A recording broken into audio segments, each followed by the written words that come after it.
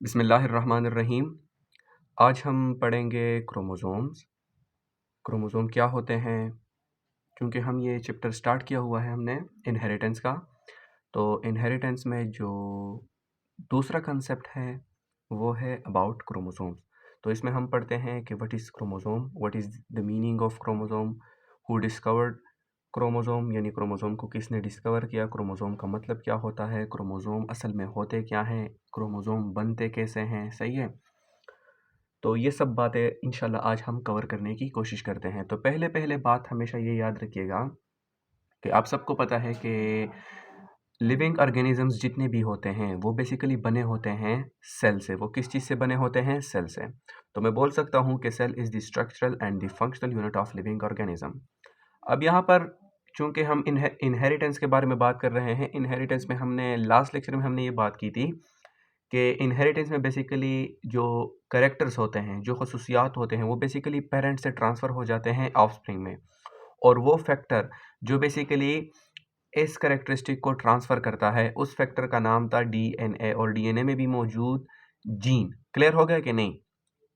अब चूंकि हम हेरिडिटी के बारे में पढ़ रहे हैं, तो इस चैप्टर में हम वो सारे मॉलिक्यूल पढ़ेंगे जो बेसिकली इन्वॉल्व होते हैं किस चीज़ में? इनहेरिटेंस में। जो बेसिकली इन्वॉल्व होते हैं उन सारे ट्रांसफरिंग टेक्निक्स में, जिन तरीक़ों से बेसिकली माँ-बाप से कैरेक्टर ट्रांसफ़र होंगे उनके ऑफ़स्प्रिंग में, यानी औलाद में। तो आइए सीखते हैं क्रोमोसोम। पहले बात ये सीख लें कि क्रोमोसोम जो होता है वो बेसिकली सेल के अंदर पाया जाता है। तो chromosome is something we call present in the cell, यानी क्रोमोसोम हमारे पास एक ऐसा मॉलिक्यूल है, एक ऐसा सब्सटेंस है जो बेसिकली मौजूद होता है, जो प्रेजेंट होता है इनसाइड द सेल। पहले मीनिंग सीख लेते हैं कि क्रोमोसोम का मतलब क्या होता है। क्रोमोसोम का जो वर्ड है ये बेसिकली दो वर्ड से मिलकर बना है। क्रोमो का मतलब होता है कलर या कलर्ड, और सोमा का मतलब होता है बॉडी। तो बेसिकली कलर्ड बॉडीज जो होते हैं, अब हर कलर्ड बॉडी को, यानी हर वो बॉडी जिसका रंग हो, हर उस बॉडी को आप क्रोमोसोम नहीं बोल सकते। यहाँ पर मुराद किसी स्पेसिफिक बॉडी की तरफ है। क्लियर हो गया कि नहीं? तो मैं बोल सकता हूँ कि the coloured body molecules present in the nucleus, यानी वो मॉलिक्यूल जिनका कलर होता है और वो प्रेजेंट होते हैं सेल में, और ज़्यादातर कहाँ पर? न्यूक्लियस के अंदर। तो ऐसे मॉलिक्यूल्स को हम बोलते हैं क्रोमोसोम। अब उसके बाद हम आ जाते हैं डिस्कवरी की तरफ कि क्रोमोसोम को फॉर द फर्स्ट टाइम किसने डिस्कवर किया था, यानी सेल में पहली दफ़ा कौन से साइंटिस्ट ने क्रोमोसोम को ऑब्जर्व किया था, देखा था। तो बेसिकली क्रोमोसोम को फॉर द फर्स्ट टाइम, यानी दुनिया में पहली मर्तबा जिस साइंसदान ने ऑब्जर्व किया, उसका नाम था वाल्टर फ्लेमिंग। वाल्टर फ्लेमिंग ने 1876 में, और वाल्टर फ्लेमिंग का जो ताल्लुक है वो बेसिकली जर्मनी से था, तो इसलिए वो जर्मनी से ताल्लुक रखने वाले एक एम्ब्रियोलॉजिस्ट थे। What is mean by embryologist? Embryologist उस डॉक्टर या उस साइंटिस्ट को बोलते हैं जो बेसिकली स्टडी करता है एम्ब्रियो को। सही है, तो मैं बोल सकता हूं कि the study of embryo is called embryology, और वो साइंसदान या वो डॉक्टर जो एम्ब्रियोलॉजी को स्टडी करे उसको हम बोलते हैं एम्ब्रियोलॉजिस्ट। तो बेसिकली वाल्टर फ्लेमिंग एक जनरल एम्ब्रियोलॉजिस्ट है जिसने 1876 में पहली दफ़ा क्रोमोसोम को क्या किया? सेल के अंदर ऑब्जर्व किया। अब यहाँ पर एक एडिशनल पॉइंट आप अपने साथ नोट कर लें कि वाल्टर फ्लेमिंग ने कौन से सेल में क्रोमोसोम को पहली दफ़ा देखा था। तो यहाँ पर एक एडिशनल पॉइंट है, मैं ऐसे ही रीड करके बता लेता हूँ। उसने पहली दफ़ा जो क्रोमोसोम को ऑब्जर्व किया था वो बेसिकली सेलेमेंडर लार्वा, यानी सेलेमेंडर के लार्वा में उसने for the first time chromosome को ऑब्जर्व किया था। सही है, उसके बाद 1908 में एक दूसरा साइंटिस्ट था जिसका नाम था सटन ने क्या किया? देखें, क्रोमोसोम तो वाल्टर फ्लेमिंग ने क्या कर लिया? ऑब्जर्व कर लिया, डिस्कवर कर लिया, लेकिन वाल्टर फ्लेमिंग ने क्रोमोसोम के फंक्शन के बारे में कोई बात नहीं की। उसने कोई भी ऐसी बात नहीं की कि क्रोमोसोम का फंक्शन क्या है, ये बेसिकली रोल कहाँ पर अदा करता है। तो बेसिकली सटन वो साइंसदान था जिसने for the first time chromosome का फंक्शन दुनिया को बताया कि क्रोमोसोम का फंक्शन क्या है। तो क्रोमोसोम बेसिकली वो मॉलिक्यूल होता है जो बेसिकली पेरेंट से उसके औलाद में यानी ऑफस्प्रिंग में खसूसियात कैरेक्टरिस्टिक को ट्रांसफर करता है। क्लियर हो गया तो कि नहीं? तो यहाँ पर मैंने लिखा हुआ है कि in 1908 Sutton identified its function that is involved in the transport of heredity material from parents to their offspring. यानी सटन वो साइंसदान था जिसने फॉर द फर्स्ट टाइम क्या किया, फॉर द फर्स्ट टाइम उसने क्रोमोसोम का फंक्शन दुनिया को बताया कि इसका क्या फंक्शन होता है। ये बेसिकली काम करता है जब माँ बाप से उसकी औलाद में यानी ऑफस्प्रिंग में जो करेक्टर ट्रांसफर होते हैं वो बेसिकली कौन करता है, उसमें कौन सा मॉलिक्यूल इन्वॉल्व होता है सेल का, तो वो है आपका क्रोमोसोम। यहाँ तक तो क्लियर हो गया। तो अगर आपसे कोई पूछ ले कि हाउ वी डिफाइन क्रोमोसोम यानी क्रोमोसोम को हम कैसे डिफाइन कर सकते हैं, तो उसकी बहुत ही सिंपल सी डिफिनीशन है। जिस तरह हमने यहाँ पर देखा कि क्रोमोसोम्स आर कलर्ड बॉडीज, तो मैं लिख सकता हूँ कि chromosomes are the thread like coloured structures. यानी क्रोमोसोम ऐसे दागे नुमा स्ट्रक्चर्स हैं और इन दागों का क्या क्या होता है, इसका एक अपना कलर होता है। तो मैं बोल सकता हूँ कि क्रोमोसोम हमारे पास दागे नुमा कलर्ड स्ट्रक्चर होते हैं, कलर्ड स्ट्रक्चर होते हैं जो किस चीज़ से बनते हैं, जो बेसिकली बने होते हैं क्रोमाटिन मटेरियल से। अब यहाँ पर आप लोगों के दिमाग में एक दूसरा क्वेश्चन ये क्रिएट हुआ होगा कि सर चलो आपकी बात सही हो गई कि ये दागे-नुमा है। हम आगे डायग्रामेटिकली भी समझेंगे कि दागे-नुमा का क्या मतलब है, सही है?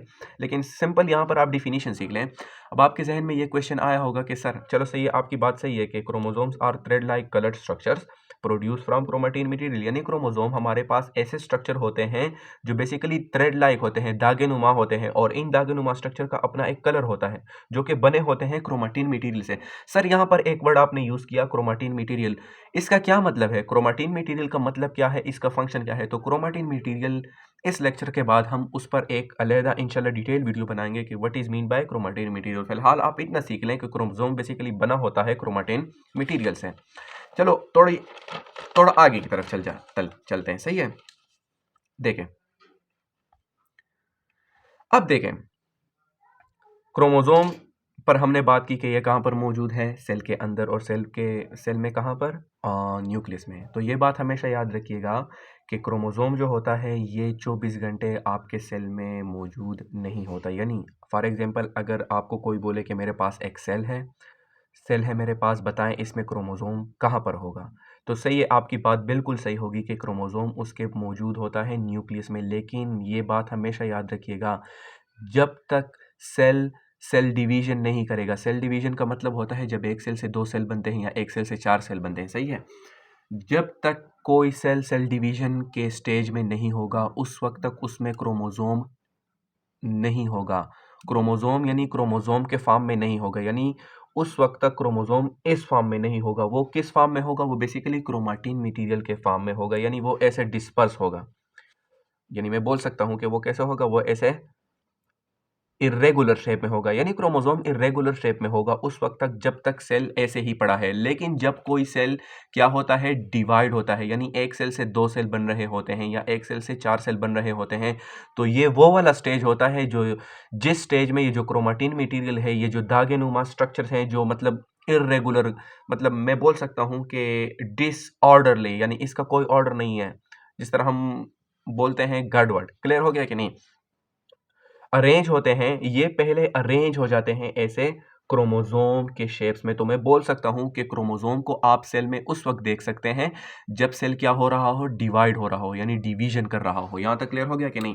क्रोमोसोम बेसिकली हमने बात की कि दागे-नुमा स्ट्रक्चर, ये बेसिकली ऐसा होता है कि क्रोमोसोम जो होता है ये बेसिकली ऐसे कॉइल्ड होता है, यानी ये मैंने कॉइलिंग शो की होती है, ये दूसरा ऐसे कॉइलिंग शो की होती है, यानी मैं इसको बोल सकता हूँ क्रॉस शेप, इसको मैं बोल सकता हूँ क्रॉस शेप। अब जरा इसके स्ट्रक्चर पर आप जरा गौर कर लें।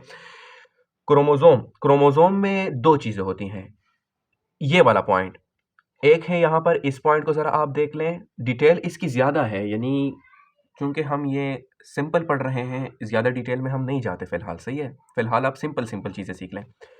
क्रोमोसोम के ये सेंट्रल पॉइंट, जिस पॉइंट पर ये दो आर्म्स, इसको मैं बोलता हूं आर्म्स यानी हाथ। ये दो हाथ इन दो हाथ से इस पॉइंट पर मिले हुए हैं।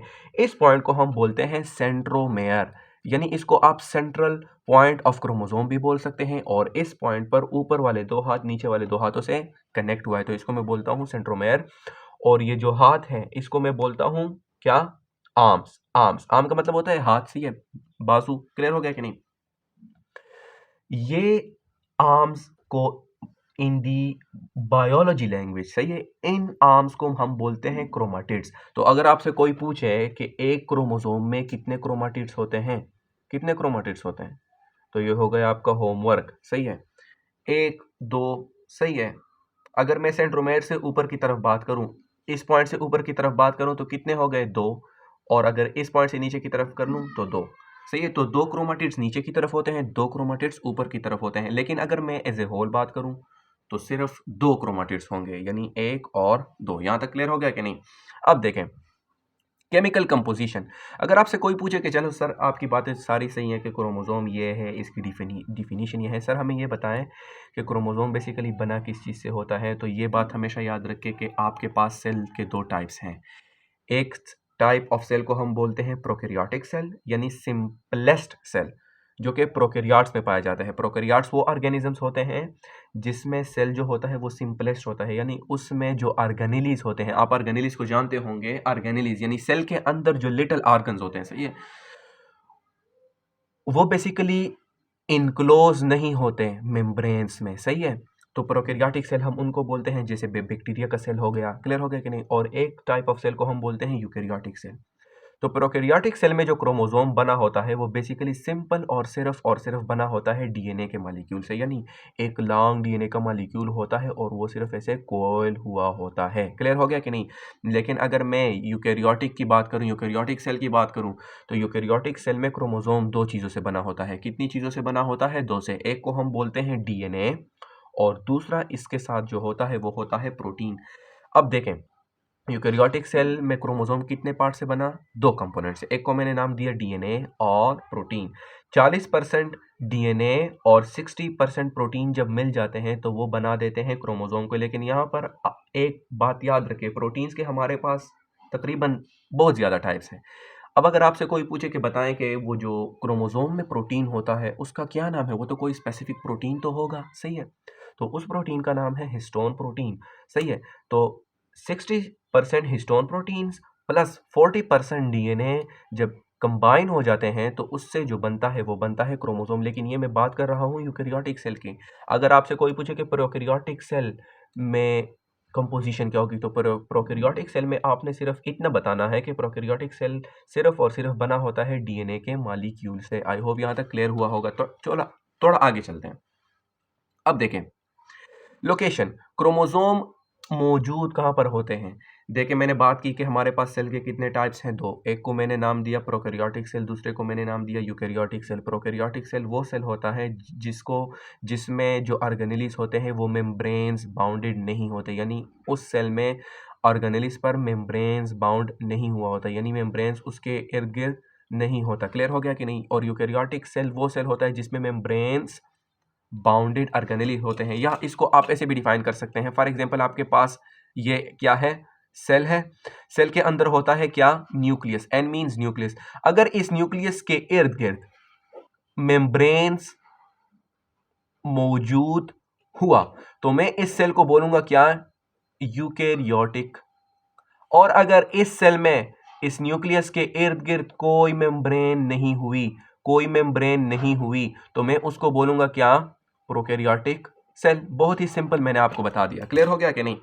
तो प्रोकैरियोटिक सेल में जो क्रोमोसोम होता है वो बेसिकली कहाँ पर होता है? वो यूजुअली होता है साइटोप्लाज्म में। अब आप लोग बोलेंगे कि सर हमने तो बात की पहले कि नहीं ये तो न्यूक्लियस में होता है। बेशक ये न्यूक्लियस के अंदर ही होता है, लेकिन आपको अभी मैंने कुछ सेकंड पहले समझाया कि चूंकि प्रोकैरियोटिक सेल में जो न्यूक्लियस होता है उसके इर्द गिर्द कोई मेम्ब्रेन नहीं होती, सही है। तो एज ए होल साइटोप्लाज्म ही मैं बोलूँगा। क्लियर हो गया कि नहीं? तो basically in prokaryotic cell the chromosome is not present in enclose nucleus. Enclose nucleus का मतलब होता है वो न्यूक्लियस जिसके इर्द गिर्द कोई मेम्ब्रेन्स ना हो। तो मैं बोल सकता हूँ कि वहाँ पर मौजूद होता है साइटोप्लाज्म में। अब यहाँ पर एक पॉइंट याद रखें, सेल में वो पॉइंट, प्रोकैरियोटिक सेल में वो पॉइंट जहां पर आपका क्रोमोसोम प्रेजेंट होता है, उस रीजन को सेल में हम बोलते हैं न्यूक्लियोइड रीजन। न्यूक्लियोइड रीजन कहां पर होता है? प्रोकैरियोटिक सेल में। ये वो वाला रीजन होता है जहां पर आपका प्रेजेंट होता है क्या? क्रोमोसोम। कौन से सेल में? प्रोकैरियोटिक सेल में। यूकैरियोटिक सेल की तो बात सिंपल है, क्योंकि वहां पर क्रोमोसोम के इर्द गिर्द मेम्ब्रेन होता है, तो ये तो सिंपल सी बात है कि जो यूकैरियोटिक सेल होगा वहां पर जो क्रोमोसोम मौजूद होगा वो मौजूद होगा न्यूक्लियस के अंदर। यहां तक क्लियर हो गया कि नहीं? अब थोड़े पॉइंट डिस्कस कर लेते हैं। नंबर, ये बात हमेशा याद रखिएगा कि दुनिया में 1000 किस्म के स्पीशीज पाए जाते हैं, चाहे आप एनिमल्स की बात करें चाहे आप प्लांट्स की बात करें। आप लोगों ने स्पीशी डिफाइन की होगी। स्पीशी हम ऐसे डिफाइन करते हैं, अ ग्रुप ऑफ ऑर्गेनिजम्स, यानी ऑर्गेनिजम्स का एक ऐसा जोड़ा विच कैन फ्रीली इंटरब्रीड, जो कि फ्रीली इंटरब्रीड यानी मिल सकें, सही है, ओवरलैप कर सकें, और एज ए रिजल्ट वो ऐसे औलाद प्रोड्यूस करें जो मजीद बच्चों को भी पैदा करने की सलाहियत रखते हों। तो ऐसे ग्रुप ऑफ ऑर्गेनिज्म को हम बोलते हैं स्पीशी। तो ये बात हमेशा याद रखिएगा कि एनिमल्स और प्लांट्स के 1000 किस्म के स्पीशीज हैं। स्पीशीज को आप मतलब उर्दू में बोल सकते हैं नस्ल, सही है। लिविंग ऑर्गेनिज्म, प्लांट्स हो एनिमल्स हो, प्लांट्स में 1000 किस्म के नस्ल है, एनिमल्स में 1000 किस्म के नस्ल है, सही है। तो जब नस्ल बदलेगी तो हर नस्ल में, हर स्पीशी में नंबर ऑफ क्रोमोसोम क्या होते हैं? चेंज होते हैं। अगर मैं ह्यूमंस की बात करूं, ह्यूमन बींग्स जैसे कि हम, तो ह्यूमन बींग्स में 23 पेयर्स ऑफ क्रोमोसोम होते हैं, यानी 23 जोड़े होते हैं क्रोमोसोम के। अगर ये मैंने बात की 23 जोड़े, एक जोड़े में कितने क्रोमोसोम होंगे? 2। तो 23 जोड़े में कितने क्रोमोसोम हो जाएंगे? 46 क्रोमोसोम। अब इस 46 क्रोमोसोम के भी 2 टाइप्स हैं, सही है, ह्यूमन सेल में। एक टाइप को हम बोलते हैं सेक्स क्रोमोसोम, दूसरे को हम बोलते हैं ऑटोसोम, सही है। सेक्स क्रोमोसोम ह्यूमंस में कितने होते हैं? वो सिर्फ 2 होते हैं। 2 क्रोमोसोम जो होते हैं वो कितने होते हैं? Sex chromosome. अब अगर 2 क्रोमोसोम है तो 2 क्रोमोसोम को मैं कितना पेयर बोलूंगा? 1 पेयर। और ऑटोसोम कितने होते हैं? 22 पेयर। आगे की तरफ थोड़ा चलते हैं, आगे देखें। अगर मैं फ्रूट फ्लाई की बात करूं, फ्रूट फ्लाई की मैं बात करूं, यानी ये मक्खी नहीं होती जो हर जगह पर बैठी होती है, फ्रूट फ्लाई। तो फ्रूट फ्लाई में टोटल कितने क्रोमोसोम होते हैं? 8 क्रोमोसोम होते हैं। इस तरह पोटैटो में 48 क्रोमोसोम होते हैं, सही है। मुख्तलिफ स्पीशीज में मुख्तलिफ नंबर ऑफ क्रोमोसोम होते हैं। और ये बात हमेशा याद रखिएगा कि ये क्रोमोसोम इतने इंपॉर्टेंट हैं कि अगर सिर्फ और सिर्फ क्रोमोसोम के नंबर में चेंज आ गया, कि अगर सिर्फ और सिर्फ किसी ऑर्गेनिज्म के क्रोमोसोम के नंबर में चेंज आ गया, तो उससे क्या होगा? एज ए रिजल्ट उस क्रोमोसोम, उस ऑर्गेनिज्म के पूरे खसूसियात, कैरेक्टरिस्टिक, चाहे वो फिजिकल कैरेक्टरिस्टिक हो उस ऑर्गेनिज्म के, और चाहे वो उसके इंटरनल कैरेक्टरिस्टिक हो, वो चेंज हो जाते हैं। क्लियर हो गया कि नहीं? स्ट्रक्चर को मैंने आगे वो डायग्रामेटिकली आपको समझाया है। फॉर्मेशन, अब क्रोमोसोम बनते कैसे हैं? क्रोमोसोम बेसिकली बनते हैं by the condensation and coiling of chromatin material in cell division. जब भी सेल डिवीजन होती है, यानी एक सेल से 2 सेल बन रहे होते हैं या एक सेल से 4 सेल बन रहे होते हैं, तो इस दौरान वो जो क्रोमेटिन मटेरियल होता है, जो मतलब मैं बोल सकता हूँ डिस्पर्स पड़ा होता है, एक दूसरे से दूर दूर मतलब पड़ा होता है, गड़बड़ पड़ा होता है। क्लियर हो गया कि नहीं?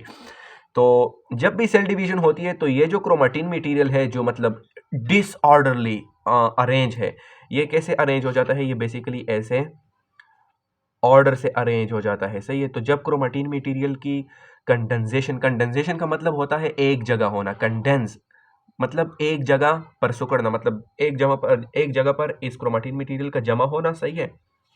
और इस क्रोमेटिन मटेरियल यानी क्रोमेटिन मटेरियल दागनुमा स्ट्रक्चर का कोयल होना, एक दूसरे के ऊपर कोयल होना। क्लियर हो गया कि नहीं? तो जब इस क्रोमेटिन मटेरियल का कंडेंसेशन होगा और क्या होगा? कोयलिंग होगा सेल डिवीजन के दौरान, तो इसके रिजल्ट में आपके पास जो चीज़ बनेगी, जो मॉलिक्यूल बनेगा, उसको हम बोलते हैं क्रोमोसोम। आई होप यहाँ तक क्लियर हुआ होगा। अगर इस टॉपिक में कोई भी क्वेश्चन होगा तो आप लोग पूछ सकते हैं। Thank you very much.